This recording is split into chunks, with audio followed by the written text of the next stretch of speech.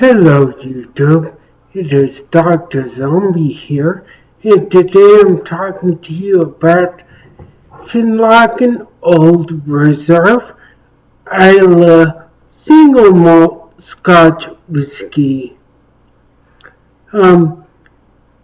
This was my first foray into heavily peated Scotch whiskey. And I'll tell you a little story about that. I was getting into whiskey, Scotch in particular, just as a means of drinking fewer calories than high-calorie craft beer. Then one day, my wife is going by Trader Joe's and asked, "Do you want me to pick up anything?"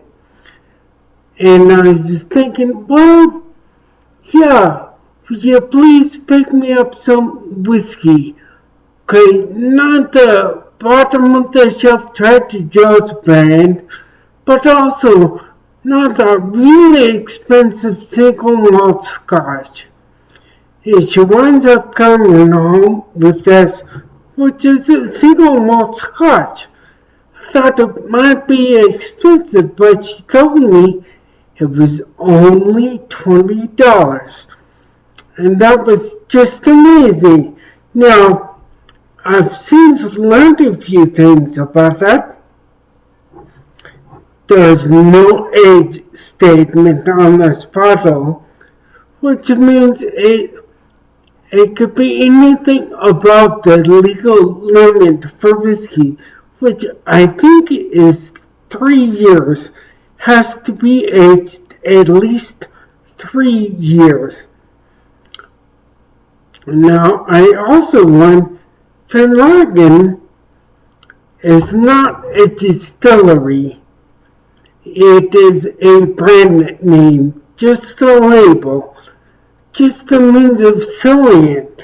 Now, it does say single malt on the bottle, which has a legal definition in that it only comes from one distillery.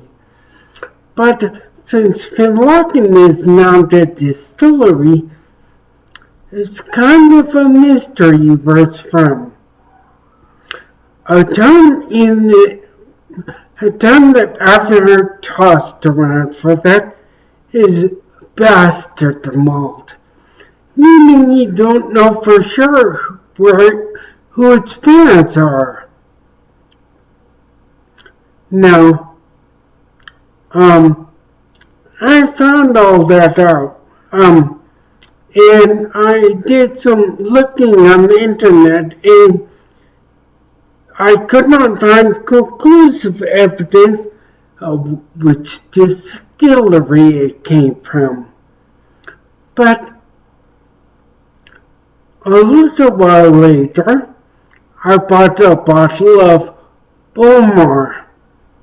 I know it's pronounced Bowmore, but I'll just say Bowmore. So I drank some of that and I'm like, wow, this really tastes like Finlaggan, but maybe a little smoother and more mature. So that would be my guess. But given that, I also looked a little into Bowmore, and I found out it uses as its water source the river Lagan. So that might be a coincidence, but it makes me think that Finlaggan comes from Bowmore. Well, anyways, as well as being my first taste of peated Scotch whiskey, it's also my most frequent purchase, and that's because good smoky single malts that have the age statement on it, are expensive. In my area, they're at least $60 a bottle, maybe more. So, since I can get this for $20 a bottle, that's a big difference to me. Anyways, let's just get into the nose and the flavor.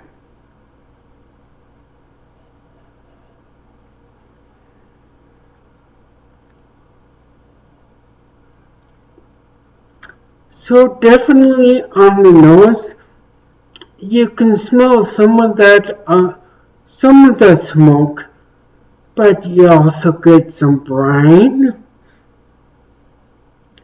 and a healthy dose of what I think of as funky cheese. So, well, now we'll take a sip.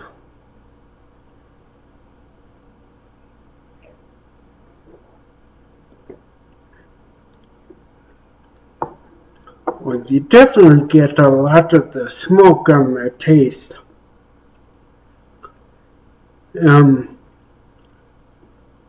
In fact, if you use a Scotch, it's gonna hide everything else. It's just gonna taste like smoke to you. And it did to me back then, but it tasted like really nice smoke.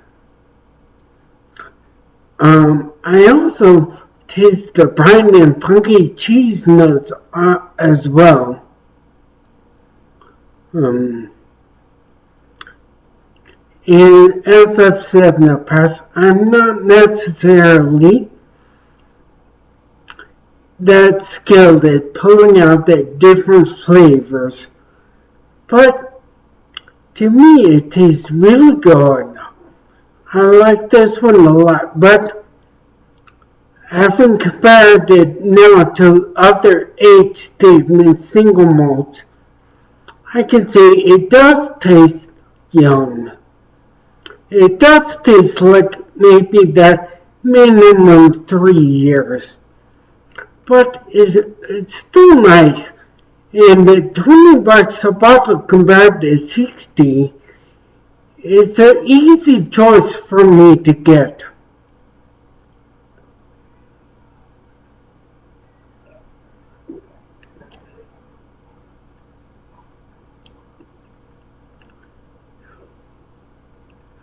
Yeah, but it's definitely got that peaty, smoky flavor to it. And for those of you new to Scotch, I'll explain just a little bit about that smoky flavor. Single malt refers to malted barley. And what that is barley that is tricked into thinking it's time to malt or sprout. So they keep it in a damp room. They lay it out on the floor and keep it real moist in there. But when it's time to ferment it and make the whiskey, they want to dry it out. And somebody along the way in days of yore figured out, hey, we can run some peat moss underneath it to help dry it out. And in doing so, the smoke that comes out of the peat moss gives the malted barley a very distinct flavor that finds its way into the whiskey after it's been distilled. So one distinguishing factor for the different kinds of single malt Scotch whiskies is the flavor given by the different kinds of peat. For example, Laphroaig or Highland Park or Talisker, they're all going to have very different flavors depending on the type of peat moss that was used to dry out the barley. Well, I'm going to end the review there today. And I will just say, remember, if your problems are getting you down, just KTF. Alright, have a nice afternoon, YouTube.